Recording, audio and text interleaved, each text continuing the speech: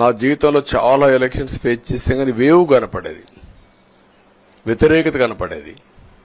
కానీ ఈ ఎలక్షన్లో ఎక్కడో అమెరికాలో ఉండే వ్యక్తి ఒక 5 లక్షలు 10 లక్షలు ఖర్చు పెట్టుకొని నేను రావాలి, ఓటేయాలి, రాష్ట్రం నిలబడాలి, ప్రజలు గెలవాలి అనే ఆవేదనతో వచ్చారు. ఎక్కడో పక్క రాష్ట్రాల్లో ఎక్కడో కడుపు నిండడం కోసం కూలి పనులకైనటువంటి వ్యక్తులు, పాచి పనులు చేసుకునే వ్యక్తులు సొంత డబ్బులు పెట్టుకొని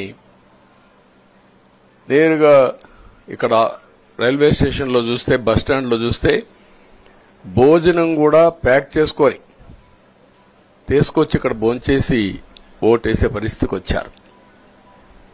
ఈ కమిట్మెంట్ని ఏ విధంగా వర్ణించాలో నాకైతే అర్థం కాదు. ఏ విధంగా వాళ్ళని అభినందించాలో కూడా అర్థం కాని పరిస్థితి. అనేక ఎన్నికల్లో అనేక అనుభూతులు చూశాం. కానీ మేము అన్ని ఎన్నికల కంటే ఇది ఒక తెలుగుదేశం పార్టీ చరిత్రలో, ఆంధ్రప్రదేశ్ రాష్ట్ర ప్రజల చరిత్రలో సువర్ణాక్షరాలతో లిఖించదగ్గ ఎన్నిక. ఇది ఒక హిస్టారికల్ ఎన్నిక. ఆగస్టు క్రైసిస్ తర్వాత ఎన్టీ రామారావు గారు పార్టీ పెట్టిన తర్వాత 83లో మేము గెలిచాం.